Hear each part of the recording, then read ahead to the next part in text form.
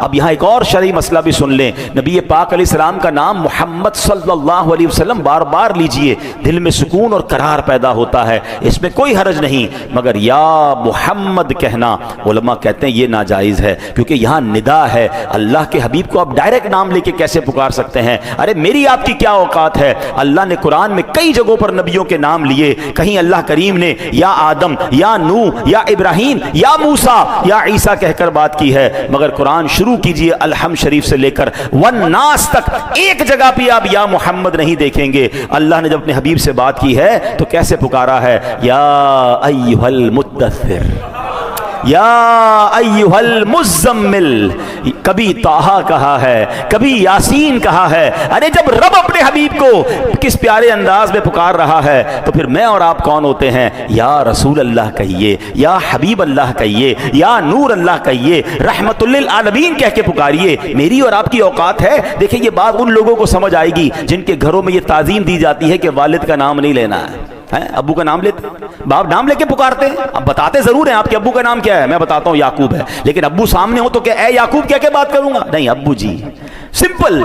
جب اپنے والد جو باادب خاندان ہے، اب تو معاذ اللہ چل پڑا، لیکن جب آج بھی خاندانی لوگ ہیں، نہ بیوی اپنے شوہر کو نام لے کے پکارتی ہے، نہ بیٹا بچے اپنے باپ کا نام لے کر پکارتے ہیں، یہی ادب سکھایا گیا۔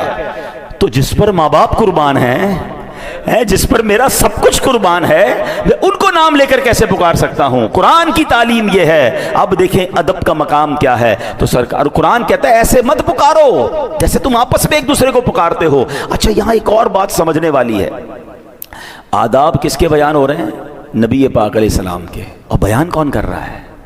رب فرما رہا ہے۔ آپ مقام دیکھیں، مجھ سے بات کیسے کرنی ہے، مجھ سے ملنا کیسے ہے، منسٹر سے کیسے ملنا ہے، صدر سے کیسے ملنا ہے، وہ یا اس کے سیکرٹری بیان کرتے ہیں کہ جناب ہمارے دفتر کا ڈریس کوڈ یہ ہے، ہمارے دفتر کا انداز یہ ہے، آپ کو آنے جانے کے لیے یہ ٹائم ٹیبل ملے گا، آپ نے اتنی دیر کی میٹنگ کرنی ہے۔ کون بیان کرتا ہے؟ یا وہ صدر بیان کرے گا یا اس کے ماتحت بیان کریں گے۔ میرے آقا کی شان دیکھو کہ دربار رسالت کے آداب قرآن میں رب بیان فرما رہا ہے۔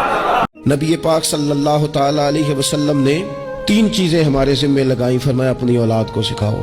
یہ باپ کے ذمہ لگائیں ہیں حضور نے چیزیں، ماں کے ذمہ لگائیں ہیں، فرمایا یہ اپنی اولاد کو سکھاؤ۔ 3 چیزیں یا رسول اللہ صلی اللہ علیہ وسلم کون کون سی؟ فرمایا ایک تو اپنی اولاد کو اپنے نبی کی محبت سکھاؤ۔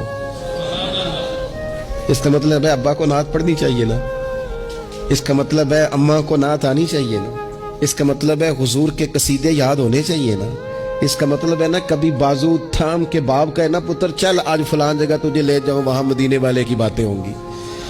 اس کا مطلب ہے کہ اسے باپ کو ان سارے رستوں کا تعین تو بیٹے کا بازو تھام کے اسے کتنی جگہوں پہ لے گیا ہے، چل ایک دن یوں بھی کہا تھام اس کا بازو اور اسے حضور کے مدینے بھی لے جا کر محبوب کے سامنے کھڑا۔ فرمایا اپنے بچوں کو اپنے نبی کی محبت سکھاؤ، اور فرمایا دوسرے کام یہ کرو کہ اپنے بچوں کو اپنے نبی کی اولاد کی محبت سکھاؤ۔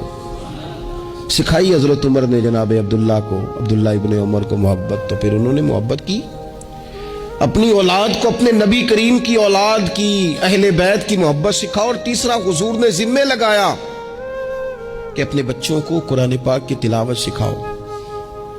یہ ماں باپ سکھائیں، پہلے خود سیکھیں پھر اپنے بچوں کو سکھائیں۔